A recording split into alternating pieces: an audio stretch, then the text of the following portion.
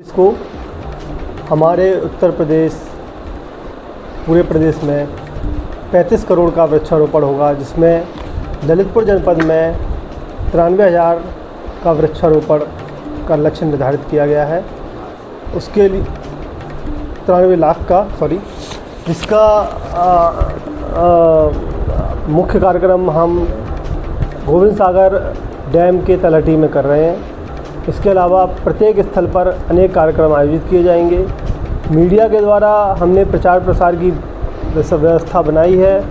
हमने अलग अलग माध्यमों से प्रचार प्रसार की व्यवस्था बनाई है। हमने सभी से अपील की है कि प्रत्येक व्यक्ति एक पेड़ माँ के नाम अवश्य लगाए, क्योंकि माँ से बड़ा इस दुनिया में कोई नहीं होता। तो अपनी माँ के नाम पर एक पेड़ अवश्य लगाएं और उसको सुरक्षित भी रखें। केवल पेड़ लगाना ही महत्वपूर्ण नहीं है, सभी लोगों को सुरक्षित रखना महत्वपूर्ण है।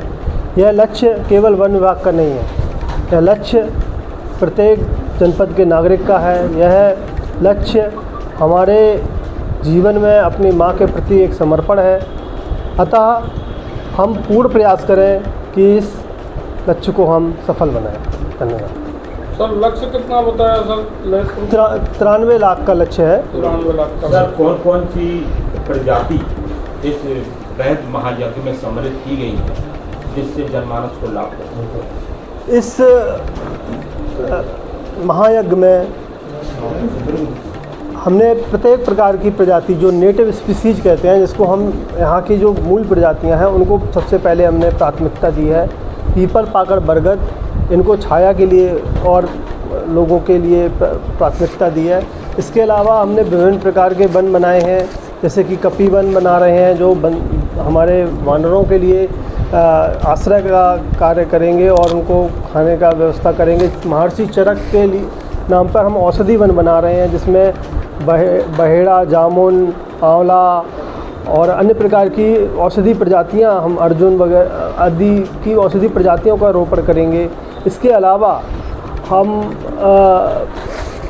और भी जो कुछ विशिष्ट वन हैं जो वो बनाएंगे। एक वंदे मातरम वाटिका का भी स्थापना 15 अगस्त को हम अवश्य करेंगे।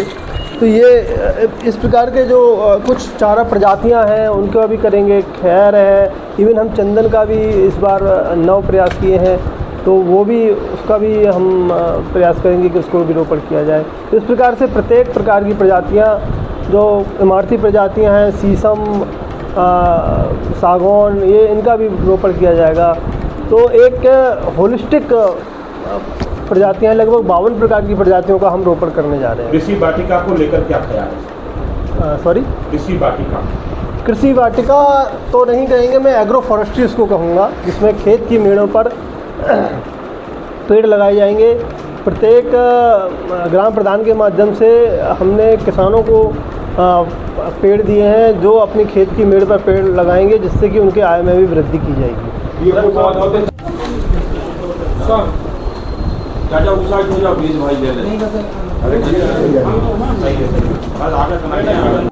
उसको ध्यान रखेंगे तो उसको सफलता जरूर। मिशन छाया को लेकर भी चाहेंगे खबर नवीस कि मिशन छाया के बारे में भी आप संज्ञान लें। मिशन छाया में हम एक मार्ग पर जो वृक्षारोपण कर रहे हैं, तो ऐसी प्रजातियां लगाएंगे जिससे कि वहाँ पर छाया उपलब्ध हो।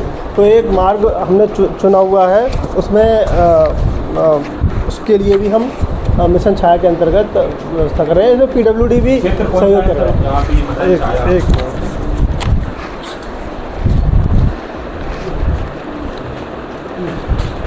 क्षेत्र बाहर लगवा